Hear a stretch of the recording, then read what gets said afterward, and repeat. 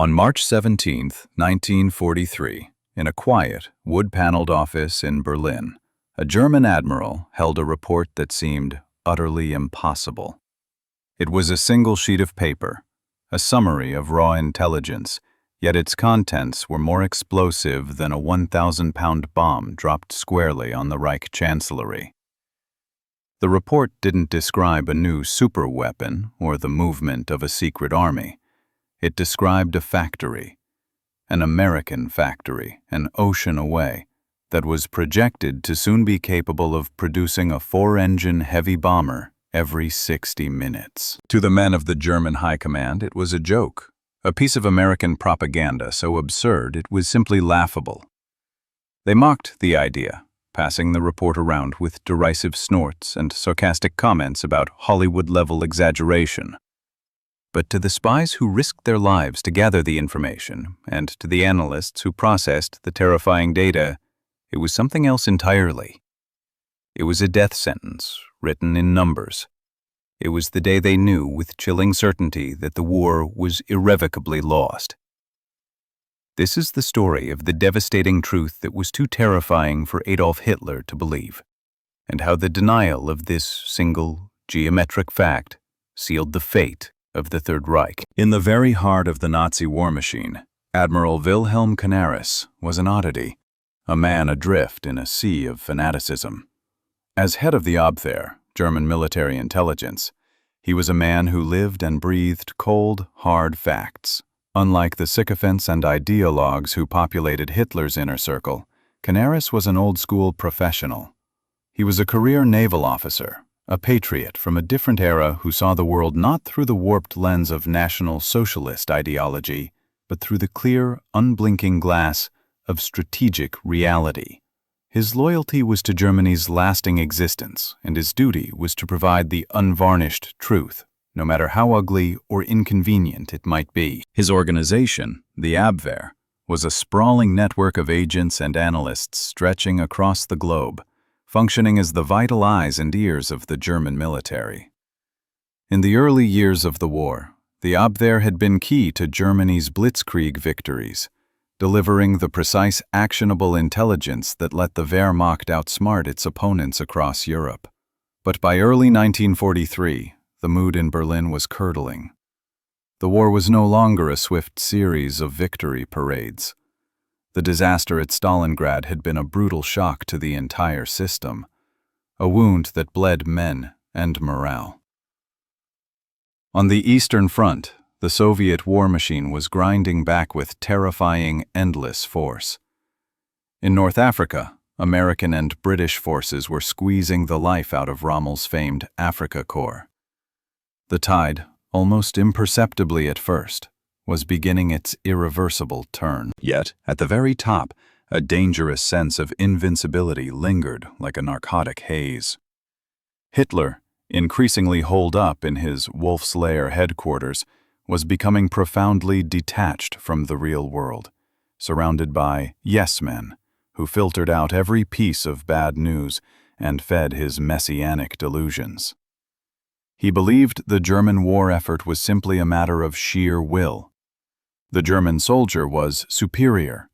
German science was unbeatable. Victory was not strategic, it was destiny, a historical certainty guaranteed by blood and belief. Into this deadly echo chamber of self-deception, Admiral Canaris was about to pour a bucket of ice-cold, industrial reality.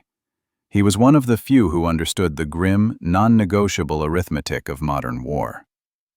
He knew that this conflict wasn't just a clash of armies or a battle of wits between generals. It was a devastating collision of economies, a brutal equation of steel, oil, and aluminum. And from his perch at the center of a global intelligence web, he was starting to see numbers that absolutely terrified him. Numbers that suggested Germany wasn't just losing the production war. It was about to be buried by an industrial avalanche it couldn't even begin to imagine. The intelligence didn't arrive in a single, dramatic flash. It was a slow, creeping dread built from a dozen different, seemingly disparate sources. It started as whispers, picked up by German agents operating in neutral countries like Switzerland and Sweden.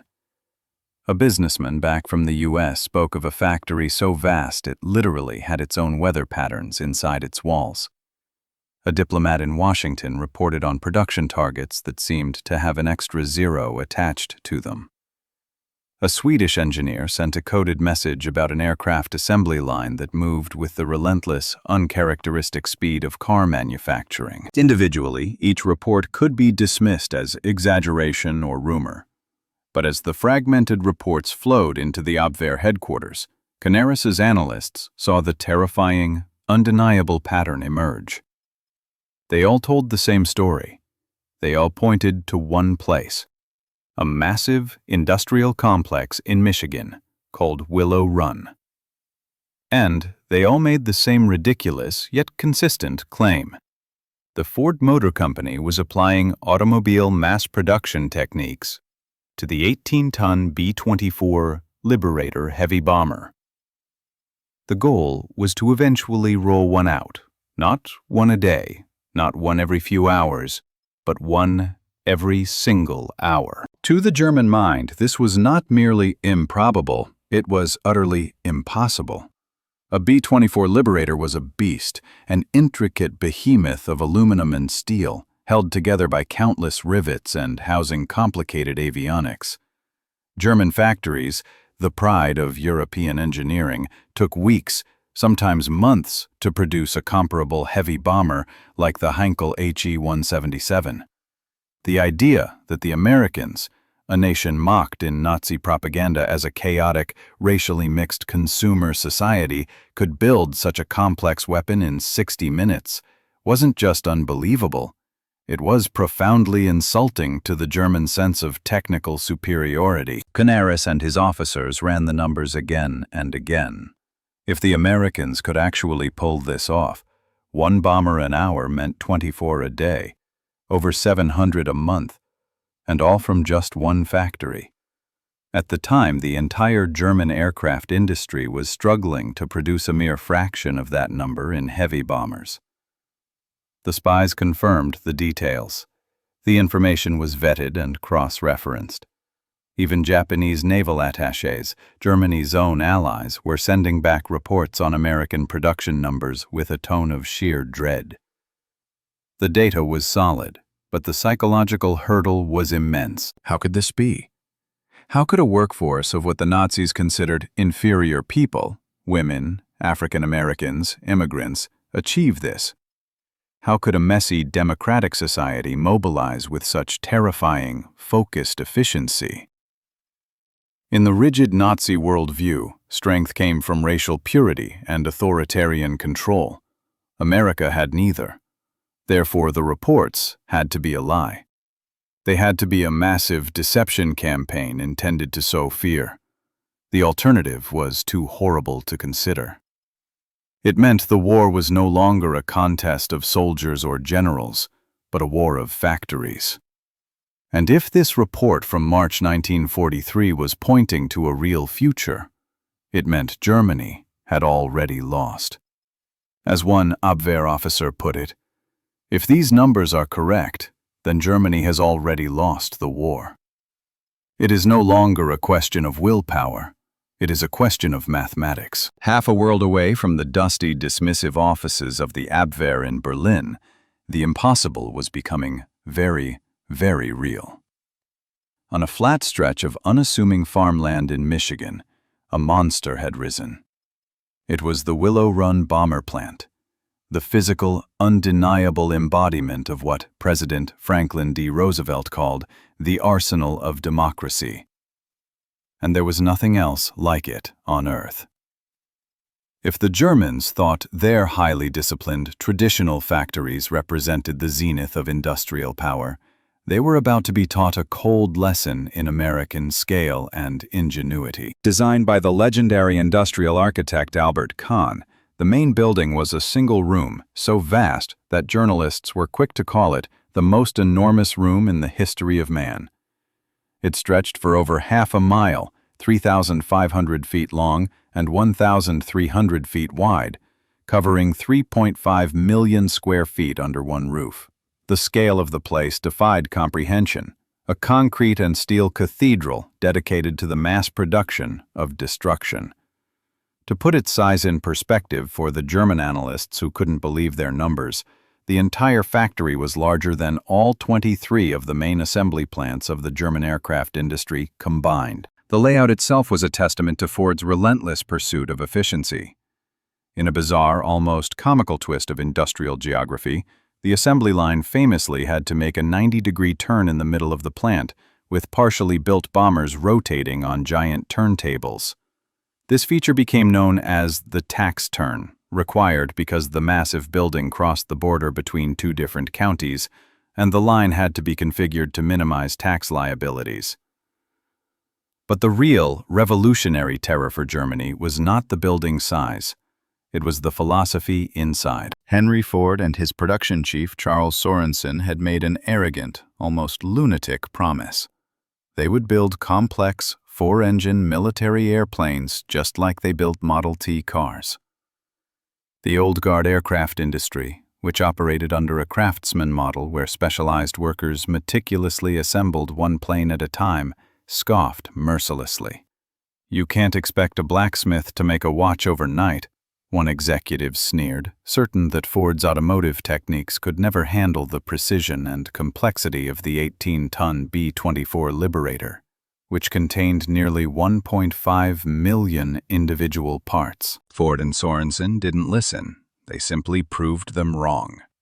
They tackled the B-24 with the same cold, rational logic they used to create the moving assembly line for cars. They deconstructed the bomber into 800 manageable sub-assemblies, creating a system where the vast majority of the work was done away from the main final assembly line. The fuselage, wings, and tail sections were built in separate, specialized departments before being delivered to the final 3,500-foot line. The work was broken down into thousands of minuscule, repetitive tasks. One worker drilled a specific set of holes. Another riveted a single, assigned panel over and over. This simplification was genius, as it allowed the plant's apprentice school to churn out thousands of new workers every week, regardless of their prior experience. They didn't need aircraft mechanics. They needed focused, disciplined laborers, trained in a matter of days. And who exactly were these workers? They were a direct, living, breathing contradiction of Nazi ideology. The Nazi leadership based their war plans on the fundamental belief that the chaos and racial impurity of American society made it fundamentally incapable of the disciplined, focused effort required for high-tech, mass industrial warfare. They believed only the racial purity and unified will of the German folk could achieve industrial supremacy. Willow Run was the proof that this belief was a catastrophic lie. At its peak, the plant employed over 42,000 people. Nearly a third of this enormous workforce were women, the iconic Rosie the Riveters, who operated rivet guns, heavy presses, and welding torches, jobs that in Germany were reserved strictly for men. One of these women, Rose Will Munro, working as a riveter, even became the real-life inspiration for the famous propaganda character, Rosie. The workforce was a perfect tapestry of American diversity. Over 9% of the workers were African American, many of whom had migrated from the South, and another 3% were classified as disabled. All were working side by side, united not by race or ideology, but by a paycheck and a purpose. They worked in relentless, overlapping shifts 6 days a week. Their collective effort created a continuous, 24-hour hum, the sound of a democratic society finally mobilized. This was the very mongrel society Hitler loved to mock and deride. Yet this messy, diverse, capitalist machine was about to outproduce the supposedly superior master race at a rate that defied all military logic. The early days were indeed rough, earning the plant the cynical nickname Willow Run.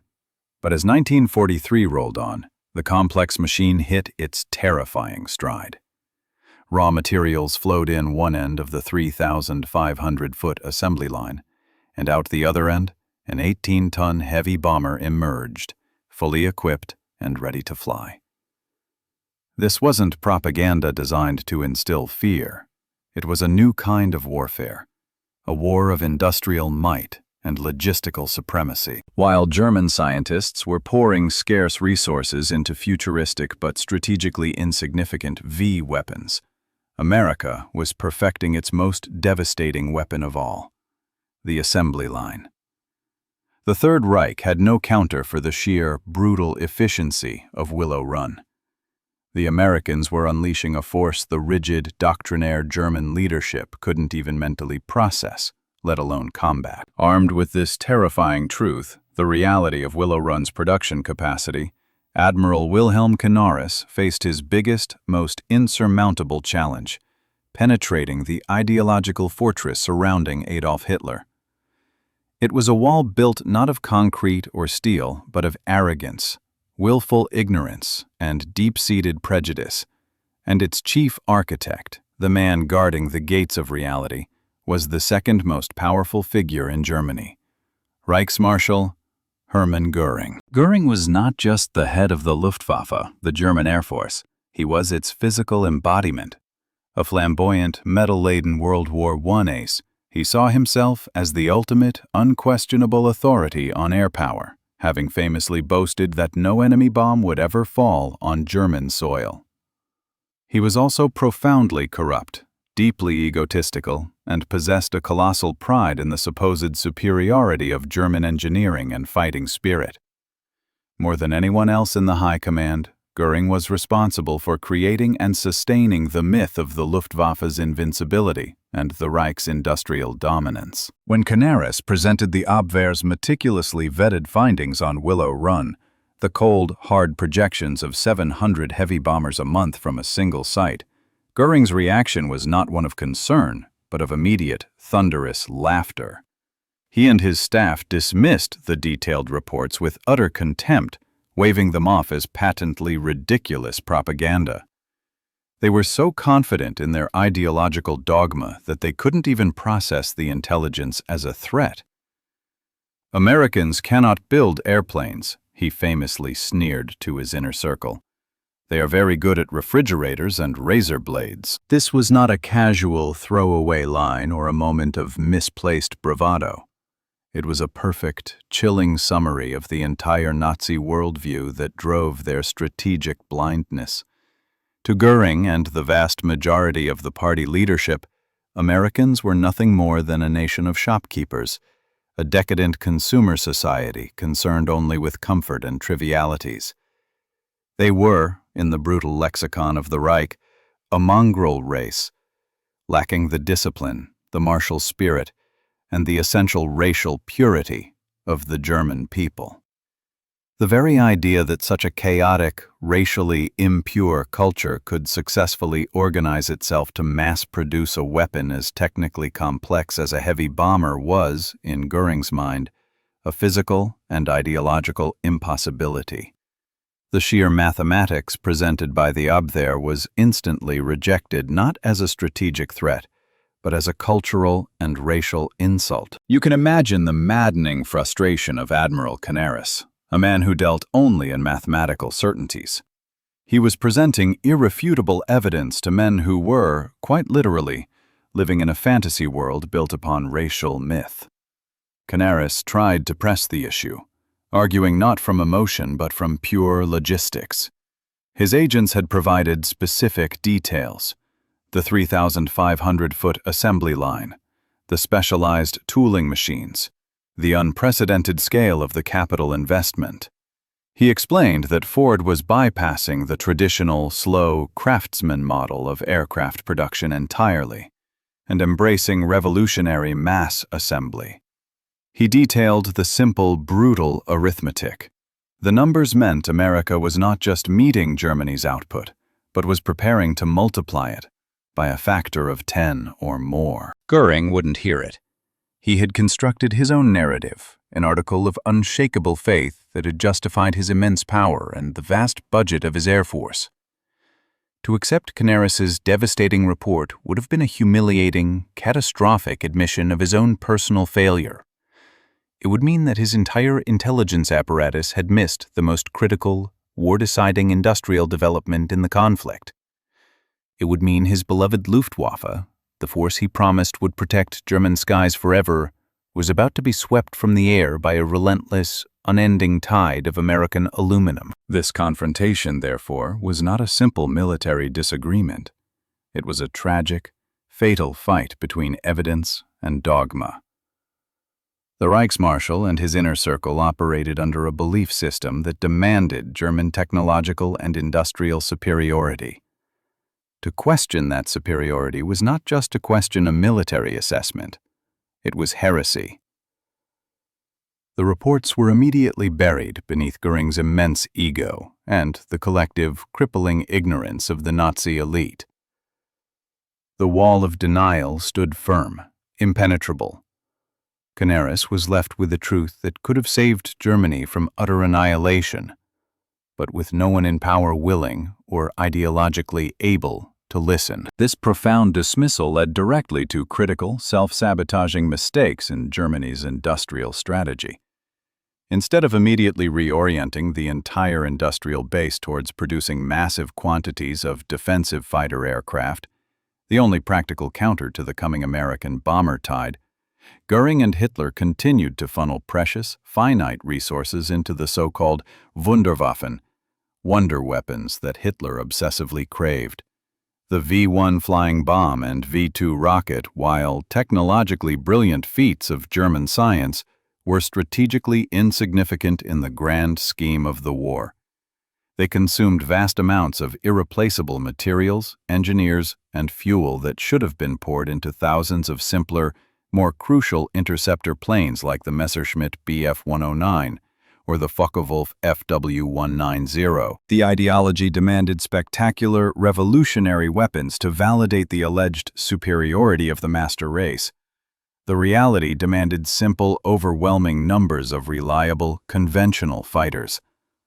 The ideological obsession with the spectacular ultimately defeated the practical necessity of the mundane.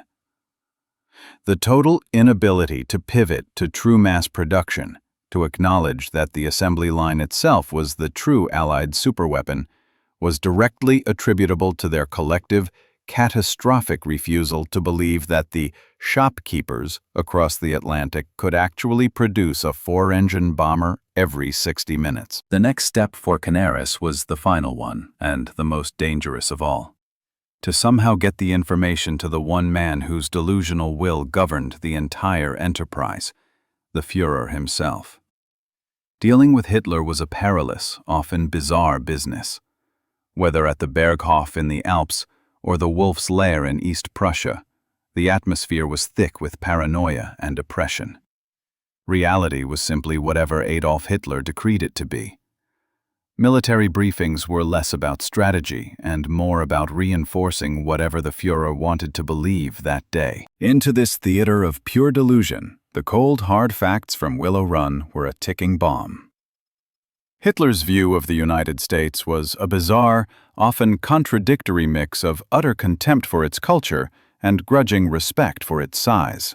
Ultimately, he saw it as a mongrel nation crippled by racial impurity and controlled by Jewish financiers, a decadent, soft democracy utterly incapable of sustained, focused military effort. When finally confronted with the production figures from the Abwehr, the projections of 1 bomber an hour, over 650 a month from a single plant, Hitler's reaction was exactly as predicted, mirroring Göring's, but delivered with pure, unfiltered ideological venom.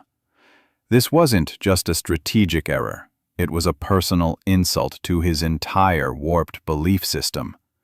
He raged that the numbers were impossibly inflated fantasies, nothing more than blatant Jewish propaganda intended to weaken the German will and sow discord among the leadership. He simply could not and would not believe that any nation lacking the Volk discipline of the master race could produce such an industrial miracle. His own armaments minister, Albert Speer, a man who truly understood the logistics of war and the scale of American industry, later admitted that he knew in 1943 that if the Willow Run numbers were even half accurate, Germany was irrevocably doomed. Speer understood that the conflict was no longer a military contest, but a logistical one that Germany was rapidly losing. But to articulate that realization, to voice even a shred of pessimism, in Hitler's presence, where the price of defeatism was immediate execution, would have been suicide. The atmosphere demanded faith, not facts. And so the great confrontation never really happened as a logical debate. It was a sudden, violent collision between indisputable geometric fact and fanatical, unyielding dogma. And in the closed, suffocating world of the Third Reich, dogma always, terrifyingly, won. Admiral Canaris's meticulously researched warning was not just ignored. It was immediately seen as a dangerous symptom of defeatism and disloyalty. The men who brought the truth were now viewed not as loyal intelligence officers, but as weak, their patriotism implicitly questioned. A single sheet of paper representing the dangerous, meticulous work of dozens of spies and the entire future of Germany was instantly brushed aside and deemed irrelevant. It contained the single most important strategic fact of the war. The enemy's industrial capacity was growing at a rate Germany could not hope to match. The decision to reject this truth was made not by formal military order or strategic consensus, but by a stubborn, self-destructive ideological refusal to see. The truth was rejected. The spies' efforts were dismissed. The admiral was silenced. And in that moment of supreme ideological blindness, the fate of millions was sealed, a direct consequence of choosing prejudice over reality. The catastrophic rejection of the Willow Run intelligence report by both Göring and Hitler marked the precise, identifiable moment when the fate of the Third Reich was sealed. The decision, born purely of ideological arrogance, was not just a failure of intelligence assessment. It was a total cognitive collapse at the highest levels of the Nazi regime. The Führer's headquarters, whether the alpine splendor of the Berghof or the oppressive paranoia of the Wolf's Lair, had become a perfect ideological filter, where reality was simply whatever reinforced the dogma of German racial and military supremacy. The final collision between Admiral Canaris's facts and Hitler's fiction was intensely personal and utterly devastating. The Führer's long-held worldview, a bizarre mix of contempt for America's consumer culture and its diverse population, made the Abwehr's data not just inconvenient, but an existential threat to his core beliefs. Hitler refused to engage with the math. He refused to look at the logistical tables. Instead, he simply replaced reality with venom. The reports, detailing the relentless production capability of the American mongrel race, were denounced as nothing more than sophisticated, well-funded Jewish propaganda. To accept the sheer industrial output of a nation he despised meant admitting that his entire worldview, the foundation of the war, was a lie. This was the core tragedy of the German decision-making process in 1943, the refusal to see the enemy clearly. Hitler believed the war was a mystical test of will and blood, a clash of superior and inferior races. Logistics, he felt, were secondary details that could be overcome by sheer willpower. He publicly scoffed that the Americans only knew how to make cars and refrigerators and could never sustain the disciplined effort required to build a fleet of complex, heavy bombers at an inhuman pace. The dangerous result was that Canaris's sober warning was immediately categorized as defeatism. In Hitler's court, where optimism and radical proposals were rewarded, realism was the highest form of treason. The men who brought the uncomfortable truth, the statisticians, the analysts, the brave agents, were not thanked for their clarity. They were viewed as weak, contaminated by foreign influence, and fundamentally disloyal to the Nazi cause. The admiral was silenced, his organization marginalized, and the critical report about the geometric rise of American air power was literally shoved aside and ignored. The dismissal of the intelligence immediately set Germany on a catastrophic strategic course. The most pressing need for the Reich in 1943 was a massive, concentrated defense effort, simplifying aircraft designs and dedicating all available aluminum, fuel, and labor to fighter production, anything to fend off the inevitable aerial assault. Instead, the Nazi leadership, fueled by arrogance and self-delusion, doubled down on pet projects that promised spectacular but ultimately useless victories. Hitler became obsessed with the Wunderwaffen, wonder weapons. He diverted massive, irreplaceable resources, manpower, engineers, and high-grade materials into the development and production of the V-1 flying bomb and the V-2 rocket. While technologically revolutionary, these weapons were strategic failures. They consumed the equivalent of tens of thousands of German fighter planes in their production and deployment, yet they did virtually nothing to halt the Allied advance or diminish their industrial output. The rockets were a massive waste of resources that could have gone into mass-producing simpler, effective interceptors like the Focke-Wulf FW-190. Even the Messerschmitt Me-262 jet fighter, a true technological revolution, was deliberately stalled and misdirected. Hitler, obsessed with the idea of spectacular revenge, ordered the Me-262 to be deployed as a bomber, not as the high-speed interceptor for which it was perfectly designed. This decision delayed its effective deployment by over a year and ensured that when it finally did arrive in numbers, it was too late to stem the tide. The German leadership repeatedly chose the high-risk, low-yield glamour of futuristic toys over the practical, logistical necessity of overwhelming numbers. The ideological obsession with the spectacular ultimately defeated the practical necessity of the mundane. The total inability to pivot to true mass production, to acknowledge that the assembly line itself was the true Allied superweapon, was directly attributable to their collective, catastrophic refusal to believe that the shopkeepers across the Atlantic could actually produce a four-engine bomber every 60 minutes. They were building rockets to win a political argument, while America was building bombers to win a war of attrition. The denial didn't just affect hardware. It shattered the morale of the few German leaders who understood the gravity of the situation.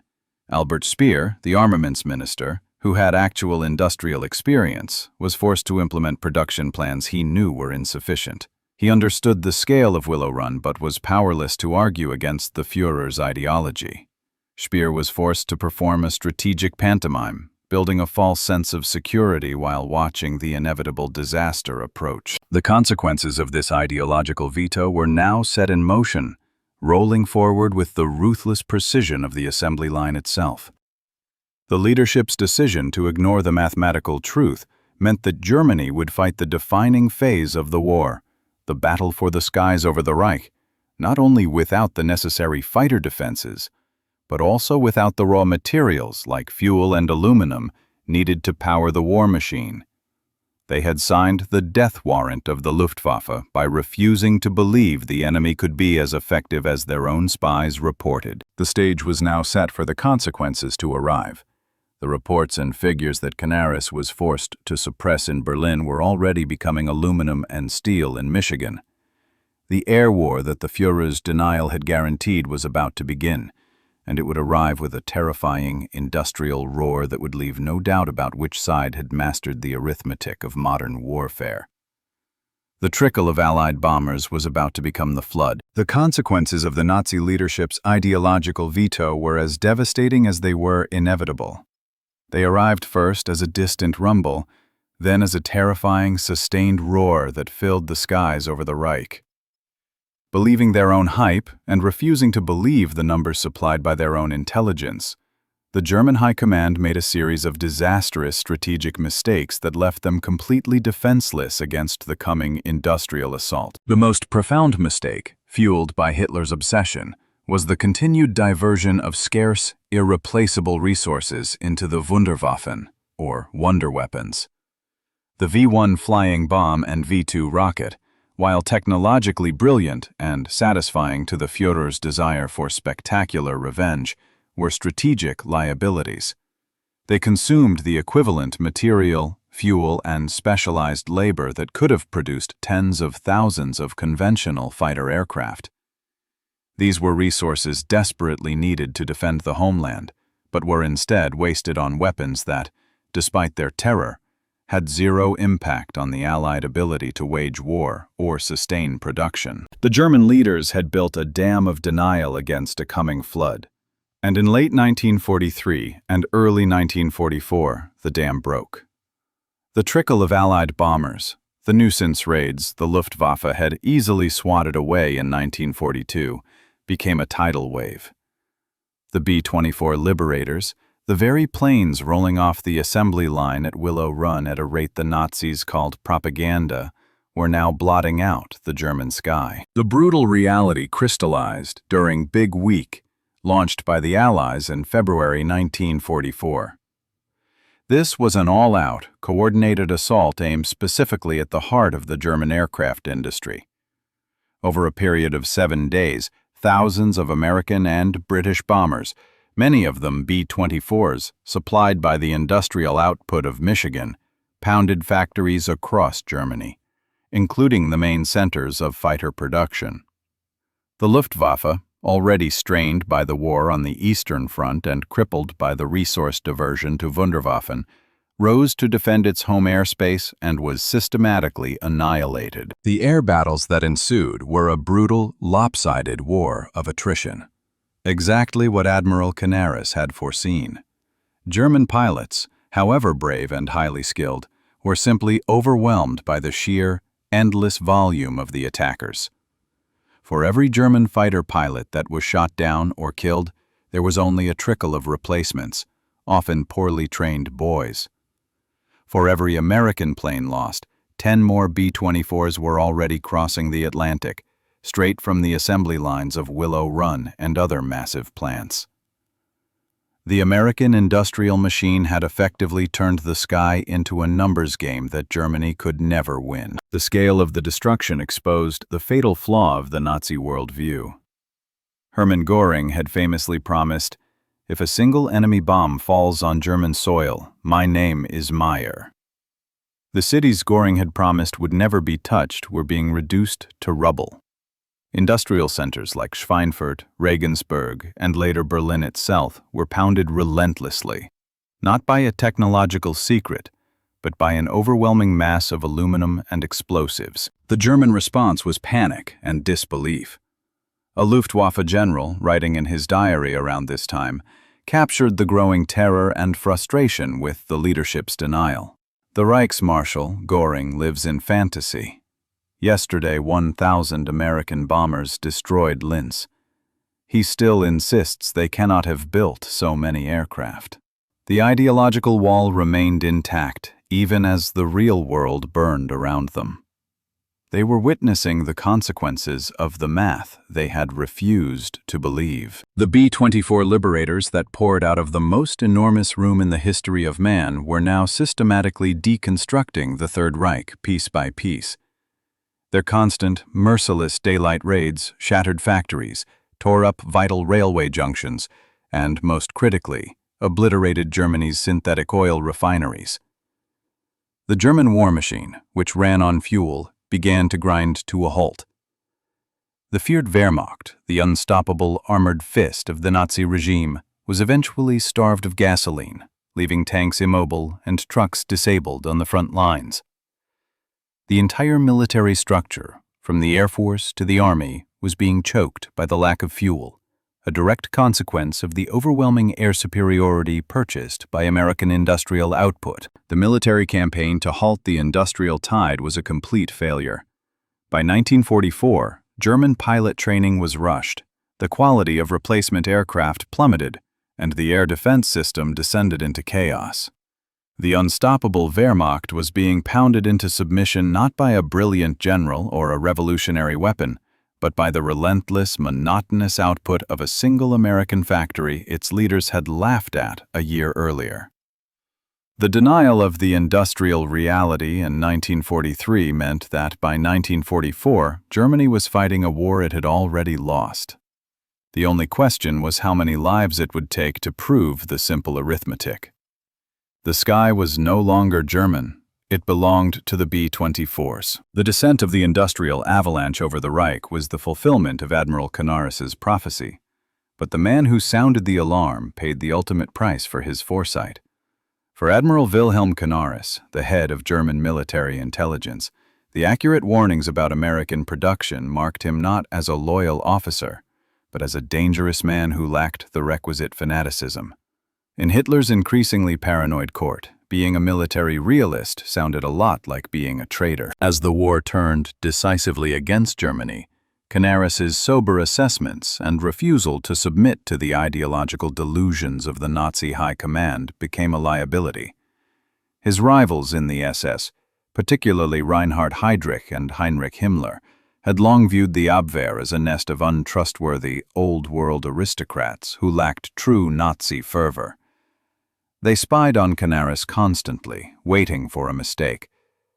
The Admiral's crime was not incompetence.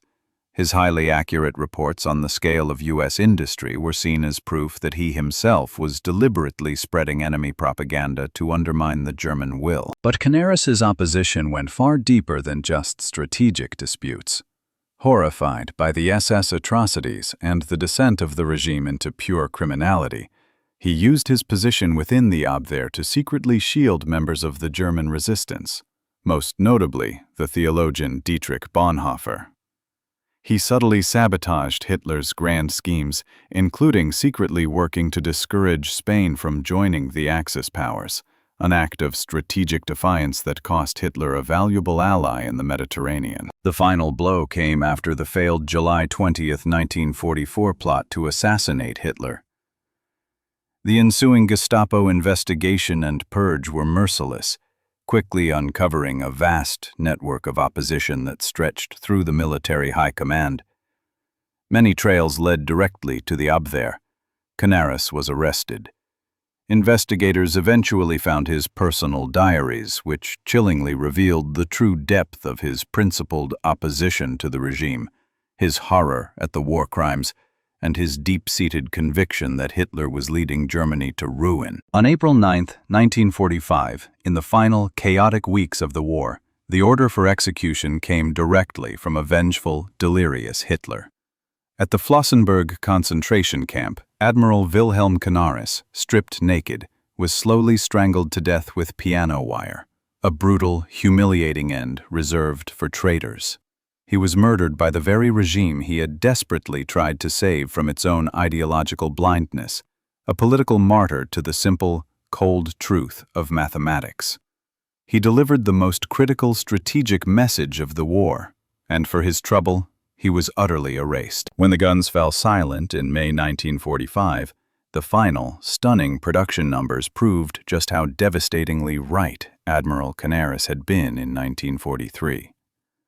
The report that landed on his desk was not just accurate, it was, in fact, an understatement. The final tally for Willow Run was staggering. At its absolute peak in 1944, the plant was producing a B-24 Liberator not every 60 minutes, but every 63 minutes.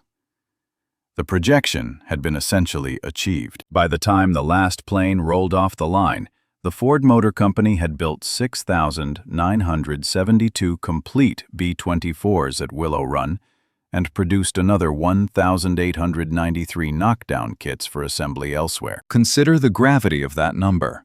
A single American factory produced more four-engine heavy bombers than the entire German aircraft industry managed during the entire war.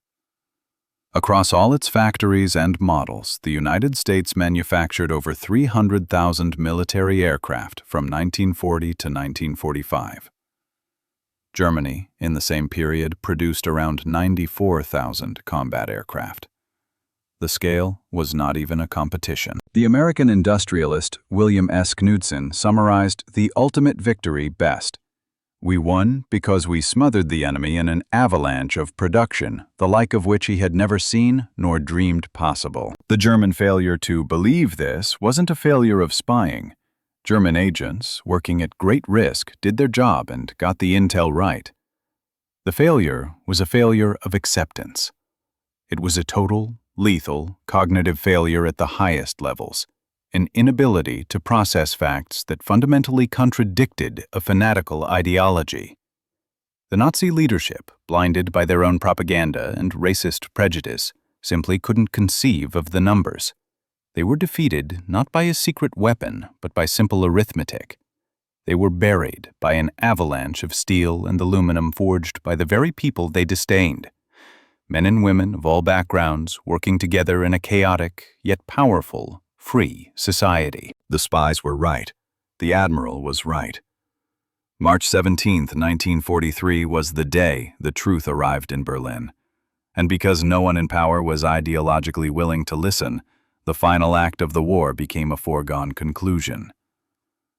The story of Willow Run and Admiral Canaris is a chilling look at how easily an entire government can be blinded by what it wants to believe. The Third Reich was not defeated for a lack of information. It was defeated because its leaders chose to trust their prejudices over the facts, sealing their collective doom in a moment of supreme, arrogant denial.